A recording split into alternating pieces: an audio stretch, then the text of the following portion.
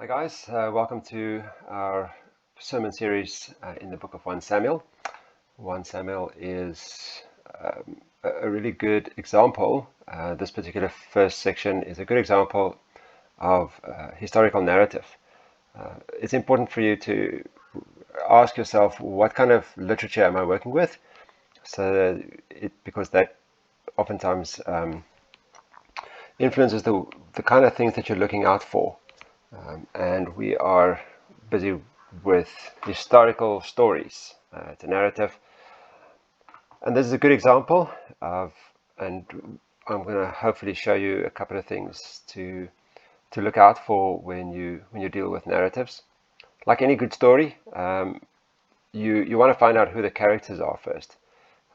And in this instance, the first 3 verses gives us that all the characters in one go. That will be important for the next couple of chapters.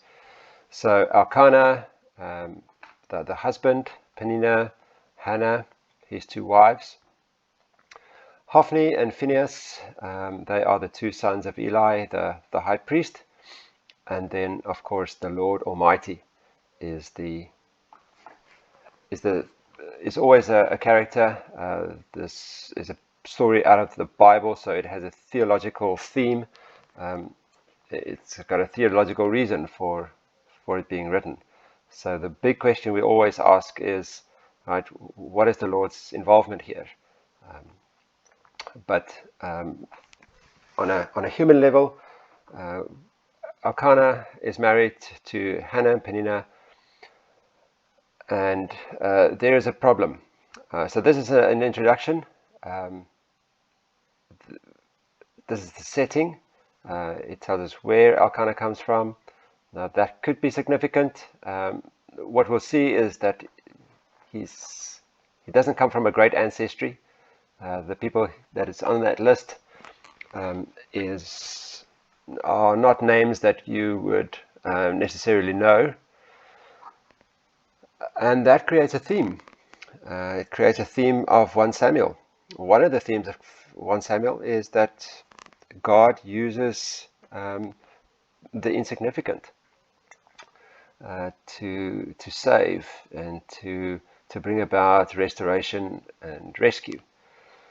And it's very clear from Elkanah's background that he's an Ephraimite, but he is not necessarily in the list of kings or royalty or other spiritual heroes necessarily. There is a problem. In a story, there's always something that creates tension, whether it's an evil person or a mystery that needs to be solved. Here we have a problem, and the problem is that the Lord has closed Hannah's womb. Hannah doesn't have children. Peninnah has children, but Hannah has none. And this is going to be an ongoing theme through this whole story, but this is the problem. This is the thing that creates the tension. It has certain repercussions. In verse 4, Elkanah feels sorry for her, so whenever they go and sacrifice, he would give portions of the meat to his wife Peninnah and her sons, but he will give double portions to Hannah, because he loved her, of course, but also because I think he felt sorry for her because the Lord closed her womb. That's the reason why he did that. And that, of course, sparked even more conflict with Peninnah. She wasn't happy with that. So she took her revenge on Hannah in verse 6, and she kept provoking her in order to irritate her. Now, provoking is also translated as tormenting. So it wasn't just a light jab here and there. She really milked the situation in such a way, and not just once or twice, but year after year, until she, the Bible calls her her rival. They were enemies. Verse 7. And she provoked her, she tormented her until she wept and wouldn't eat, almost like a depression. So she was very harsh on Hannah. And she had deep anguish, verse 10. And this is what Hannah had to live with. This was the problem, and it was the reason for much of her anguish. So verses 4 to 8 gives us Hannah's torment. This is the problem, the tension in the story. And the story always revolves around something like this, and the way that it is, what the solution is for that is very important. It drives the story. Then there's a change in a narrative, and what you want to look out for in the scenes of a story is a change of time, a change of place, or a change of character. And here it seems that they are zooming in to a particular time. So they would regularly go year after year to sacrifice in Shiloh, and one of these specific events is going to be focused on in verse 9. So once, one of those. So it's a change of scene. If something else is going to happen. When they had finished eating and drinking in Shiloh, Hannah did something she has probably never done before. She stood up and she went on her own and prayed to the Lord and wept bitterly. So that's the first thing she did in verse 10. In verse 11, she also made a vow, which is something new. Possibly the first time she's done this. And she made a vow to the Lord Almighty. The Lord of hosts is Yahweh. It's the way that it's one of his names. It's one of the ways that he has showed himself to Israel. So we know it's the Lord of Israel. She kept praying to the Lord. Also, a translation of that would be before the Lord. So she isn't there to pray to the Lord with the help of anybody else. She was so overcome with her bitterness and anguish that she stood up and prayed to the Lord, but also before the Lord. Verse 15, I was pouring out my soul to the Lord, and I've been praying here out of my great anguish and grief. So this is what Hannah did. And what we can learn from that is that every story has a possible solution, something that people are trying in order to solve the problem.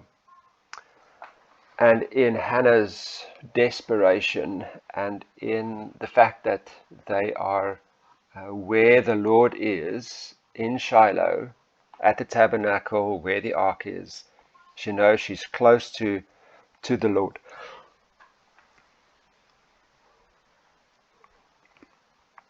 Her solution to the whole problem is to bring it to the Lord.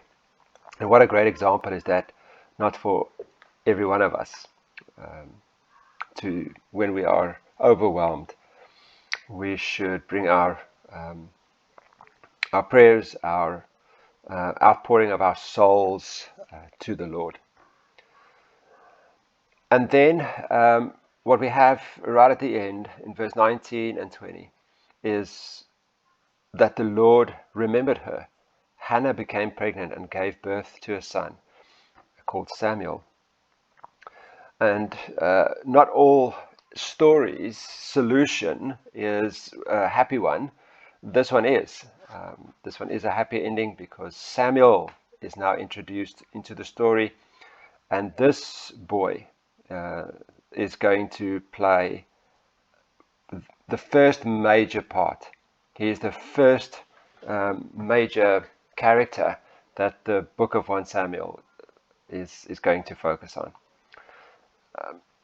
And this is the solution. So the story has an introduction, it has a problem, it has a possible solution that Hannah is holding forth, and then it has a final solution. The actual solution is that the problem is solved. Now, oftentimes in the Bible, the problem will persist. And even though a possible solution was tried, it doesn't work out. In this case, there is a solution. The Lord remembered her, and she became pregnant. So how do we interpret this? How do we make sense of this? A story in the Old Testament is never prescriptive. It doesn't tell us what to do. It doesn't tell us that we should, pray to the Lord and sacrifice to Him once a year. In fact, if you read verse 4, whenever they came, not verse 4, it says year after year, verse 3, they went down to worship. Well, that sounds very noble until you realize that general normal Israelites were asked to go to worship at least 3 times a year. There were 3 festivals that was national festivals that Israelites had to adhere to. So it's not that great, but at least there's one. So let's not make too much when we read a story like this and saying, I must do what the characters in the story does. All right. I certainly mustn't have 2 wives. Right. That's not a good example. I certainly shouldn't have 2 wives and then love the one more than the other. That's certainly not prescriptive to what we should be doing. We also shouldn't necessarily go straight to Hannah and the wonderful example that she is about, taking her problems to the Lord and saying we should do everything that she did. For example, in verse 11, it says that she made a vow. So there's a couple of things that we shouldn't do. We shouldn't take this as prescriptive, but what we do with a story like this is we try and identify some principles. What principles comes out that we can use or not use? So let's have a look at the first possible principle in verse 3. The first principle might be that Elkanah has prioritized God in his life. He's prioritizing God in the fact that he at least has gone year after year. He worshipped, he sacrificed, and he took his whole family with him. Now, that's a principle of prioritizing God and taking your family with you. Is that something that we can hold on to? Absolutely. That's a principle that we can ask ourselves, how can we apply that principle in our lives today? As fathers, maybe. Or if you're a single parent, this is an important principle. And then we ask ourselves, how can we apply that principle? A second principle is to take your anguish to the Lord. That is a great example of Hannah, and I think that is a no-brainer for us when we have any kind of anguish, any kind of misery, any kind of problem, or that the best thing to do is to understand who the Lord is. He is the Lord Almighty, and then have the confidence to take it to Him. I think that is right. Verse 11 has an interesting thing. She also made a vow. So the question is, what role does vow making play? Is vow making a principle that we can apply today? One of the things that is important in the kind of vows that she made is she said, Lord Almighty, again addressing the right God, the true God of Israel. If you look on your servant's misery and remember me, and not forget your servant, but give her a son, then I will give him to the Lord for all the days of his life, and no razor will ever be used on his head. Now the thing that she's made, the vow that she's made, is actually a very normal vow in the sense that all firstborn sons of Israel were dedicated to the Lord. What is special about her particular vow is that she says he will be a Nazarene, like Samson, no razor will ever be used on his head, but also to commit him for all the days of his life. A Nazarene was usually just for a short period. It's a temporary commitment to serve God for a time and for a particular reason. Her commitment was to give Samuel back to the Lord for life. She really went all out to say, whatever you give me in terms of my son, I will give him wholly back to you, which is something we must really think carefully about. When I don't think vow making is something that is a principle. What I think the principle is in growing our children is that we should grow them so that they can be in the service of God. That certainly is a principle that we can make much of. The last principle, which I think we should always ask ourselves, is what do we learn of the Lord here?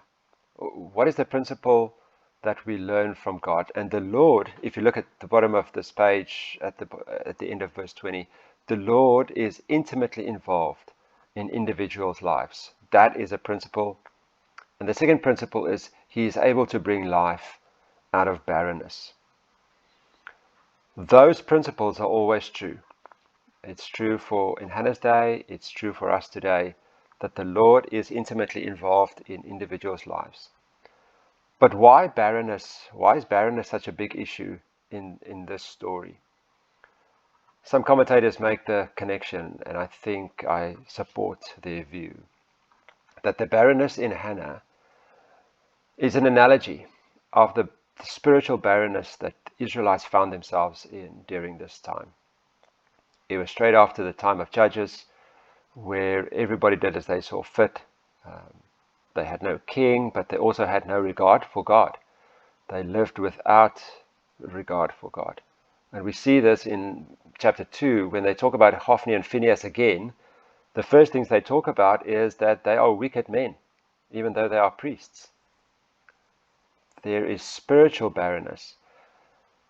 And then this principle becomes very applicable for you and for me. If God is able, if He's intimately involved in individuals' lives, yours and mine, He will also be able to bring life out of barrenness, spiritual life, out of a person's life that is obviously living in a way that shows no regard for the Lord.